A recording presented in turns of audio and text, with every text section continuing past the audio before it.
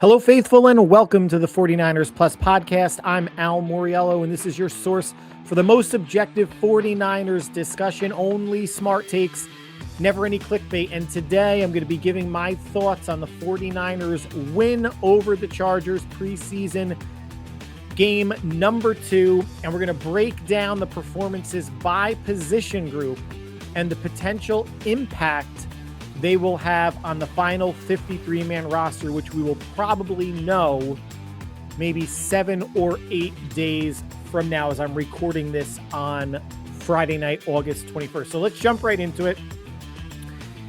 Niners rout the Chargers 41-17.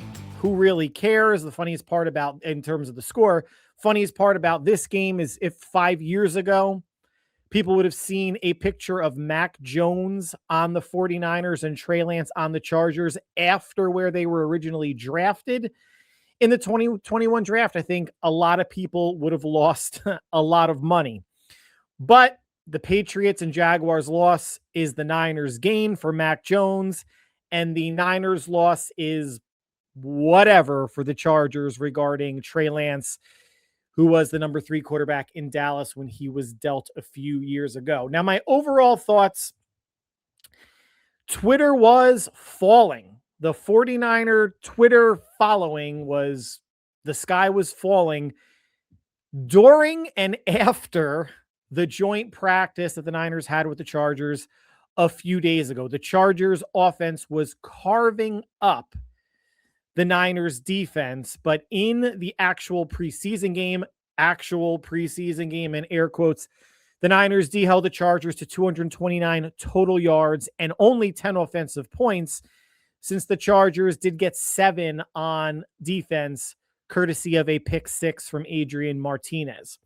The Niners run defense was stellar. And I guess this is, hey, the Niners backup players are better than the Chargers backup players.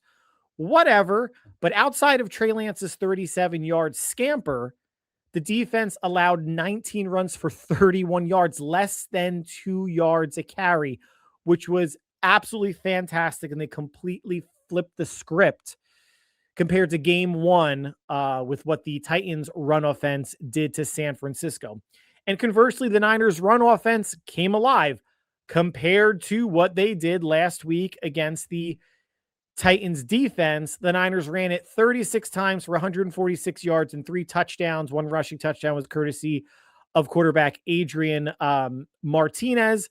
But this looked more like a Kyle Shanahan running game, or the type of running game that Kyle Shanahan wants to have, going over 30 or over 35 rushes and obviously getting into the mid hundreds, even if it's the 140s, is a win, all things considered. We're going to be talking about the running backs next. And one of the things that caught my eye, and obviously this was a game where Kyle said a good number of the starters were going to play, and I guess they did. Brock Purdy played a drive.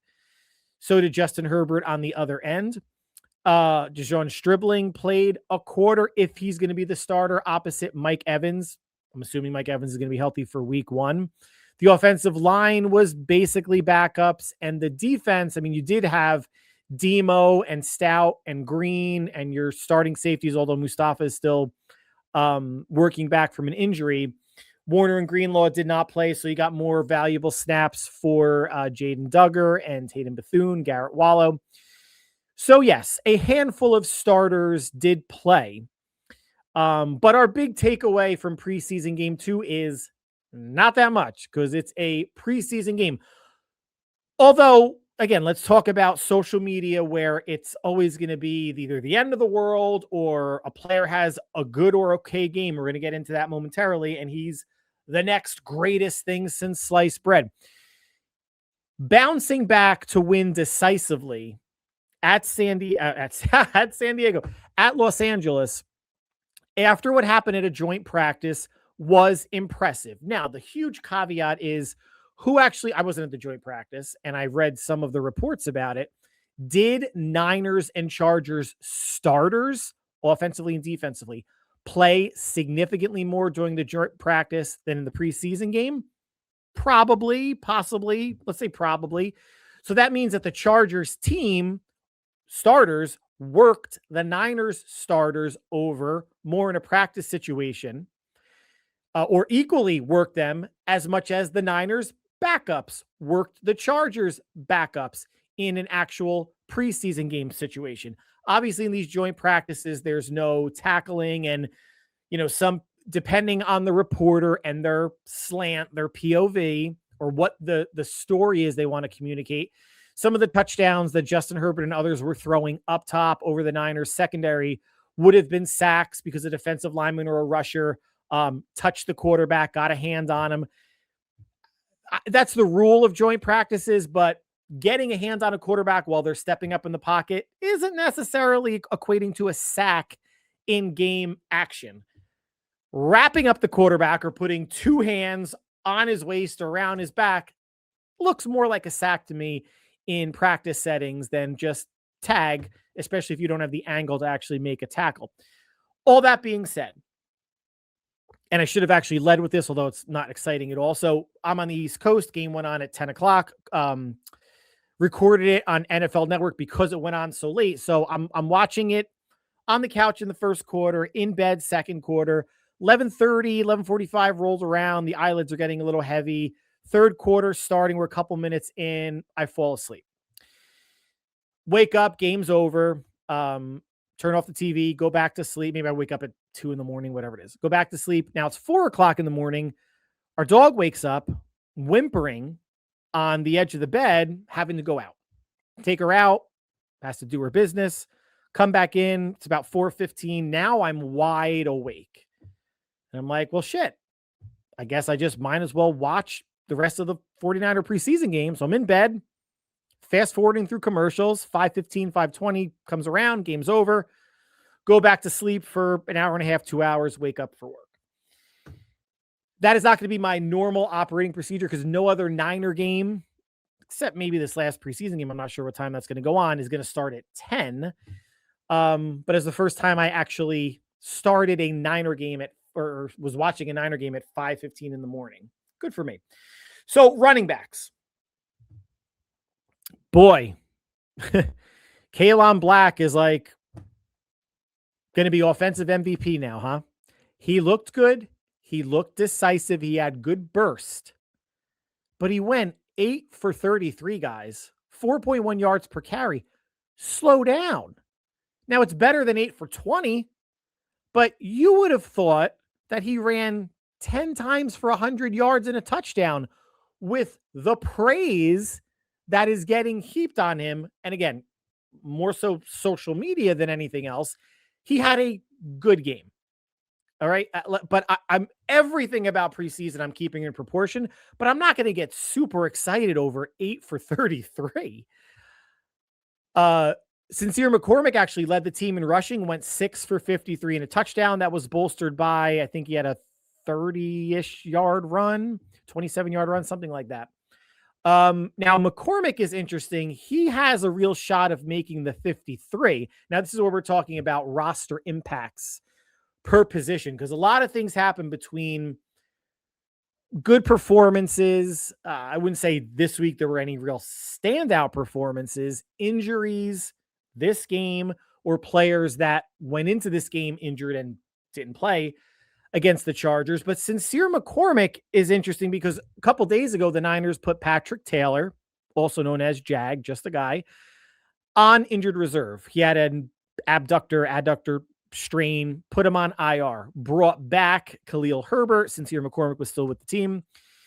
And McCormick now is the inside track on running back 4. So it's McCaffrey, obviously. It's Kalen Black, obviously. Jordan James hasn't played in the preseason yet. The rib, I guess, is still healing. And McCormick is battling with Zamir White, formerly of the Raiders, Khalil Herbert, formerly of the Bears and some other teams. I don't know if it was the Dolphins or wherever the hell he was. And Isaac Guerrero, who's coming back from a torn pec. Who knows if he's going to be ready to start the season? I'm sure he can get cardio in. So his conditioning shouldn't be terrible if he actually makes the team. But in terms of being like football tough, building up the calluses, getting tackled, being strong enough to work out, I have no idea how far along in his rehab he is. And of course, the coaches are like, oh, I saw an article earlier this week. Niners coaches have optimistic updates of 49er running backs. And it was basically, they're coming along. They're closer than they were last week. No shit. They should obviously be closer than they were a week ago or 2 weeks ago, unless there's a major setback. So yes, by letter of the law, it's an optimistic outlook on some of these players, but will they actually be ready? Isaac Guerrero specifically, to start the season in Australia against the Rams? I don't know, but Sincere McCormick, I'm not saying I trust him. Nice player, undersized running back, but runs hard.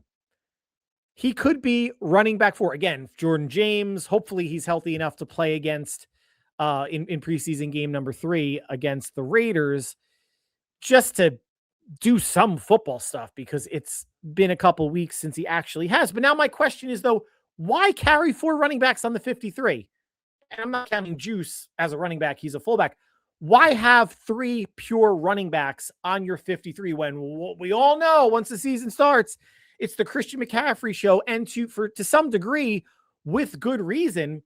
But if the team feels as good about Kaelon Black as we hear they feel about Kaelon Black, then if Jordan James is running back number 3, he's not really going to get carries. And that leaves running back 4 to basically get no carries and basically be the game day inactive, unless McCormick is going to show such value on special teams that he leapfrogs Jordan James for that. But I don't see right now a need to carry 4 running backs on the active roster. 3. And you have someone, if it's McCormick or if it's Zamir White or anybody off the street, have 2 of them on your practice squad. Running back 4 is literally going to do nothing for you on game days. Inactive. Running back 3, let's be honest, is literally going to do nothing for you offensively on game days, except for something on special teams. So if that's the case, if you get 2 running backs hurt during a game, you're down to 1, because 4 are never going to be active. Only 3 are. So, and whoever the 4th running back isn't this special unicorn that the Niners are going to keep, because if it was a special unicorn, he wouldn't be running back 4. It still might shake out to be Isaac Guerrero, and of all the players, Khalil Herbert, Zamir White, Sincere McCormick, Patrick Taylor's obviously on IR, Guerrero might be the one that has the most potential to actually get picked up by another team. So maybe he's the one that backs the Niners into a corner for keeping 4, but they've kept 4 in years past anyway, and I'm sure they're going to again. But the 4th running back spot on a Niners roster is about as useful as a human being's appendix. So let's transition to wide receiver. So Stribling again, another good game. 4 for 46 in the first quarter, had 3 receptions on the first drive. Air quotes, dropped a deep touchdown pass. Nice throw by Mac Jones. Deep throw. Wasn't exactly an easy catch to make, but one that you would hope he makes. And if he did make it, he would have been tackled short of the goal line, about the 1 or 2 yard line. Otherwise, good performance. Jordan Watkins, 3 for 41 and a touchdown. Flat out dropped a touchdown from Mac Jones, another 45-ish yard throw. Hit him in the hands in between 3 players. He was sandwiched by 2 players, not like he was getting tackled at the time. And there was, a defender in front of him. If that potentially shielded his eyes from the ball, who knows? Hit him right in the hands, right in the chest, dropped. That would have been nice to see, because Jordan Watkins to me right now is a jag, just a guy. Back end of the roster player, really nothing more than that, right? And a threat of being inactive on game days as well. But he had a good week 1 preseason showing where he led the team in targets with 10. I think he had 4 or 5 targets and 3 receptions. Good for Watkins. Jacob Cowing, 2 receptions for 14 yards. It's not really the receiving, it's the punt return.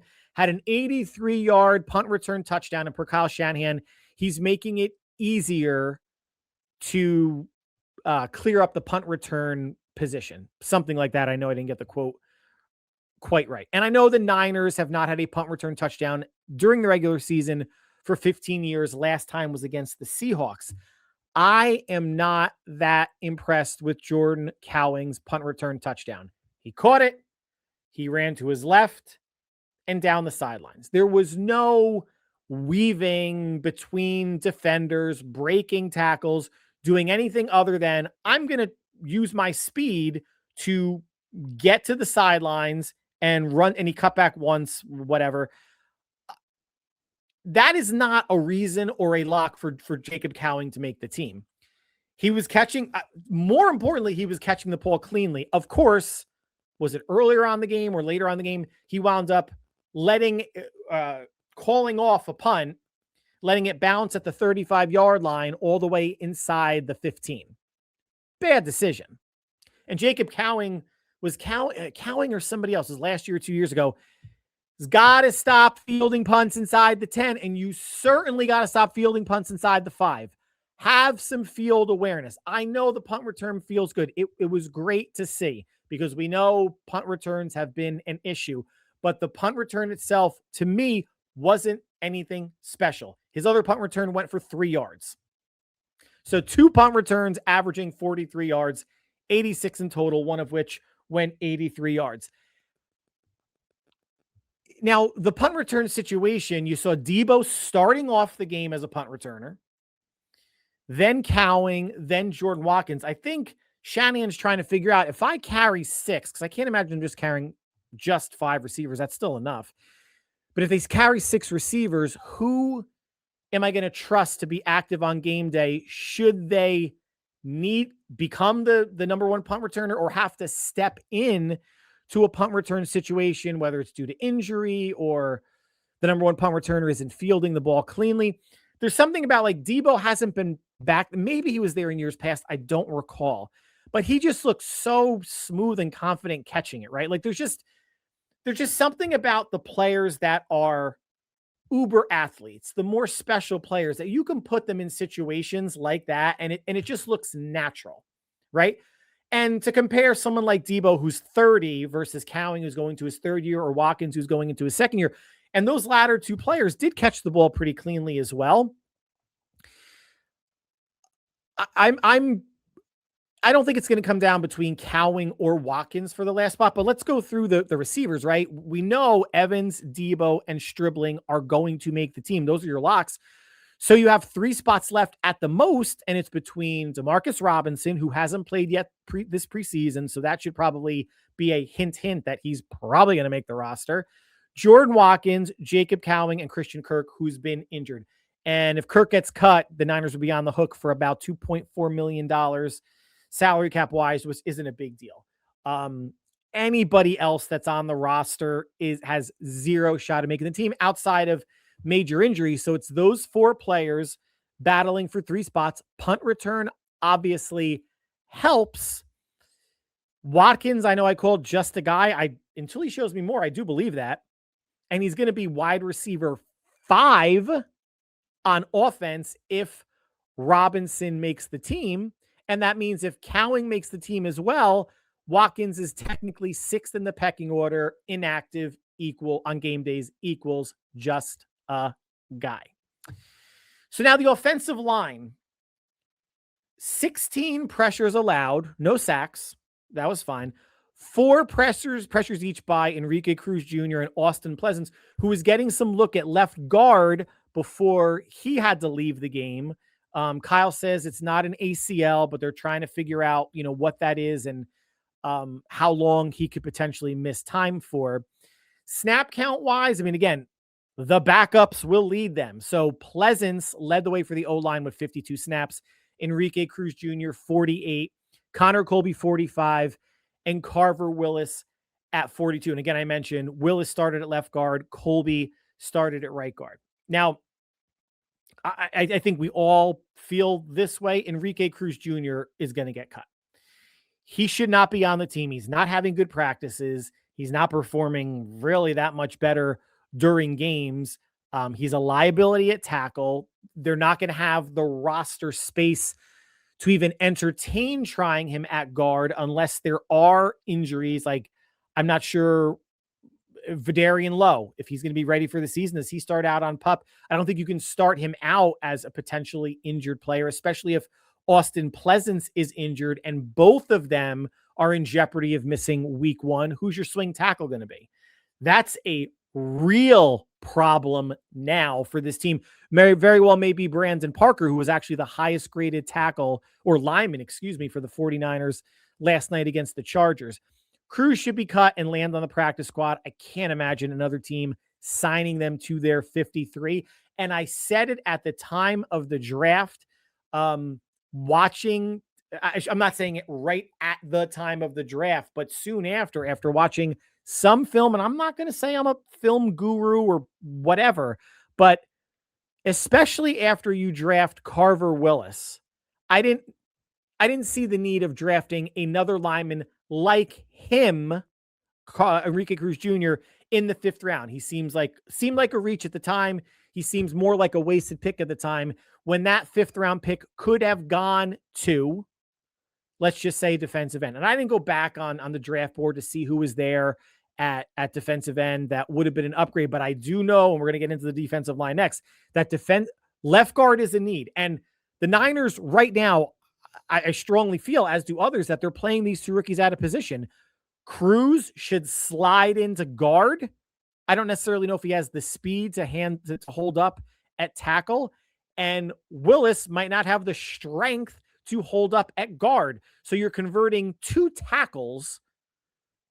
Actually, you're converting 1 tackle in Carver Willis into a guard, and you're getting a tackle that's relatively raw, even though he had 2 decent years at K-State or at Kansas, and thinking that he's going to develop. And I know Chris Forrester was pounding the table for him, all well and good. And I thought early on that might be what saves him, but I don't think the Niners can afford 10 offensive linemen on their 53. Whether they have 10 offensive linemen day 1 of cuts, I think that number is going to be 9 now, especially with the injuries to Lowe and Austin Pleasance.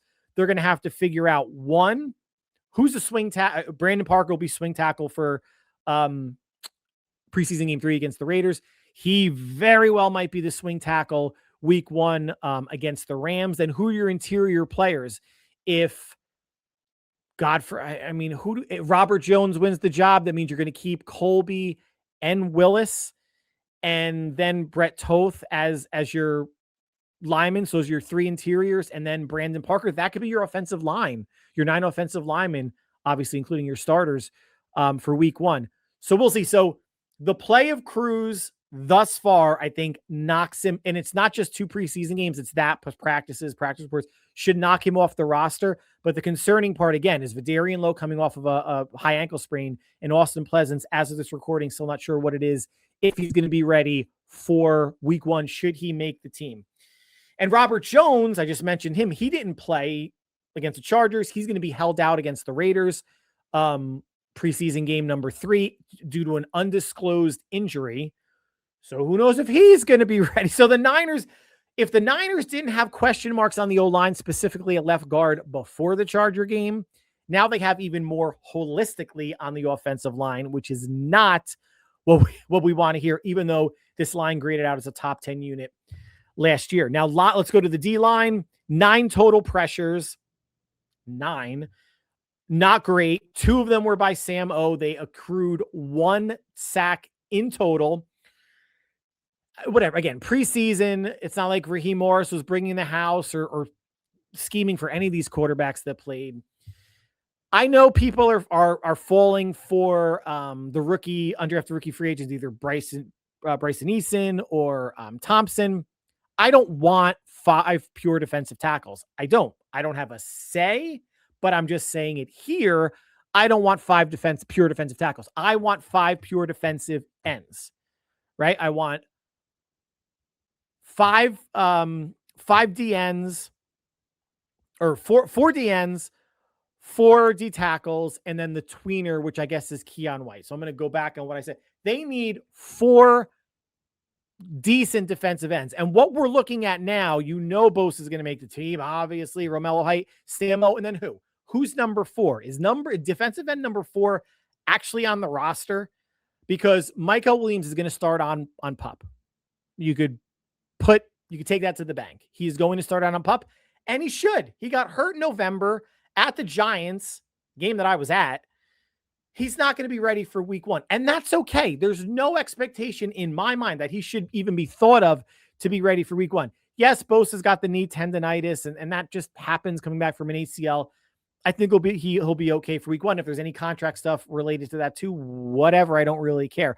But is it Agbo Arankwo as DN4? Is it Xavier Thomas? Is it someone else on the team? Are they going to bring Cam Sample back? Who's defensive end number 4? And I don't know how good you need to feel about defensive end number 4, but I want to feel better about DN4 than any of these people that they're trotting out now that could be DN4.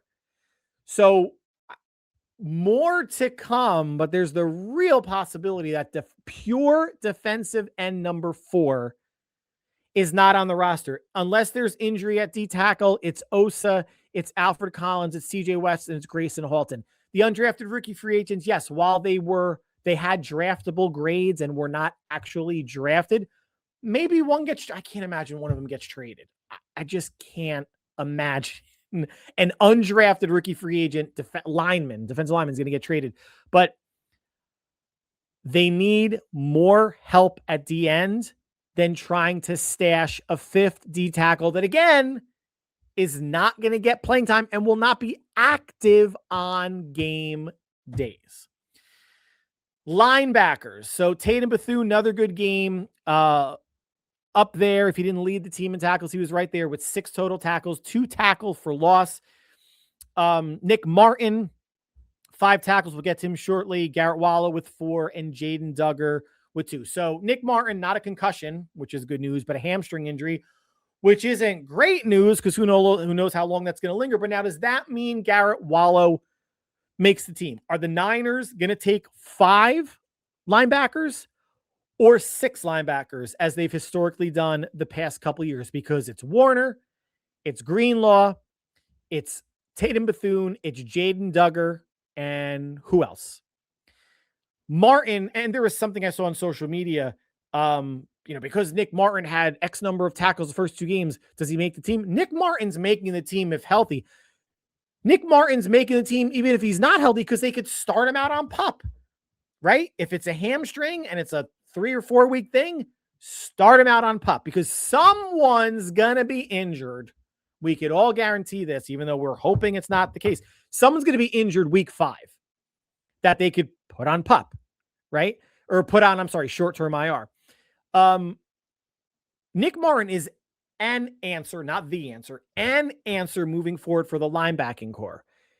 If he's going to have an issue with the hamstring, I think PUP's a possibility. I don't know the severity, but it would help the linebacker core be healthy, especially since Luke Gifford's hurt also. Now, maybe his isn't maybe neither one of them are severe and both could track to play week 1, but at least you have Garrett Wallow healthy. So your 5 could be Warner, Greenlaw, Duggar, Bethune, and Wallow. And then potentially whoever the healthier of Luke Gifford and Nick Martin could potentially be your 6. I said it at the time, and I'm going to say it again. I thought it was premature to give Luke Gifford like a 2 or 3 year deal for special teams. I mean, I know he got some decent snaps and playing time as linebacker number 3, but they were actively looking to upgrade that. Like, Luke Gifford's just a guy as a linebacker. Pro Bowler as a special teams player, and that's all well and good. Just like Saran Neal is cornerback safety, but there's going to be so many interesting roster spot battles that because Gifford and Saran Neal does not offer all that much at their defensive position, I think they're easily replaceable even on special teams. Might there be a little bit of a drop-off? Okay. But I'd rather have safety for sure supplemented or depth there, and even at the linebacker 5 or 6 position. Now, cornerbacks, we're not going to talk about safeties. Nothing really happened other than Jair Brown getting trucked by Omario Hampton in the joint practice. So Jack Jones, another good game. Jacob Robinson, second-year player out of BYU, flashed at times, pass breakup tackle, looked good. Renardo Green hurt, hamstring also. Ugh. All right, so now how long is he going to be out for? Is he going to be ready for week 1? He's definitely not going to play the Raider game. And Nate Hobbs, who they signed from the Packers, has been hurt, dealing with the groin issue. He's not guaranteed to be healthy for week 1. I mean, per Shanahan, no one's guaranteed to be alive tomorrow. So the cornerback situation in flux, as 2 of the 6 corners that I projected to make, and Renardo Green's going to make the team, that I projected to make the team, hopefully being healthy week 1, are injured and may not be healthy for week 1 against the Rams. So that would leave you with Demo and Jack Jones as the outside starters, Upton Stout as your slot, and then Darrell Luter has a chance to make the team again if one of these players between Hobbs and Renardo Green have to start out on PUP. Luter would make the team, and he would leapfrog Ephesi and Prysock just because he has more game experience. Jacob Robinson, again, now if Hobbs and Green both have to go on PUP, then Robinson can play as cornerback 6, but he'll be inactive, so I don't know what the point is. But Robinson can only play inside. At least you have Jack Jones primarily outside, but can play inside. Nate Hobbs can play inside and outside. Demo can play inside and outside. Renardo Green, outside. Darrell Luter, solely outside. Ephesi and Prysock, solely outside. Renardo Green, more than likely solely outside. So while you want to have like a nice, obviously a mix and versatility, in your cornerback room, the real possibility of Demo, Green, Stout, Luter, and Prysock as your 5 actives, with maybe a Jacob Robinson or an Eli Apple elevated from the practice squad for week 1 against the Rams, is a distinct possibility. And I'm not trying to jinx anything or be, Debbie Downer in terms of the injuries, because we don't know the severity, but we know, the soft tissue pulls. You want to err on the side of caution. Otherwise, it's going to keep happening again and again. So Renardo Green hurt, Nate Hobbs hurt at corner, Nick Martin and Luke Gifford hurt at linebacker. The D-line, it's obviously Bosa, who's dealing with the tendonitis. The offensive line, it's Federian Lowe, it's Austin Pleasance at the backup tackle positions, and a whole lot of uncertainty at left guard right now. At receiver, it's Christian Kirk, who hasn't played. At running back, it's Guerendo and Jordan James that are hurt. And thankfully, well, not even the quarterback. All the quarterbacks aren't healthy, because it's Curtis Rourke that's dealing with whether it's a fractured rib, broken rib, whatever it may be. And it would just be a godsend if, I hate to say this, if he has to start the year on PUP, because that would free up and I'm not like this pro physically unable to perform list guy, but if you can start some of them on PUP to start the season, which I don't know if then that converts to like short-term IR, and you only have 8 short-term IR spots. So I guess you do want to be a little bit judicious with that.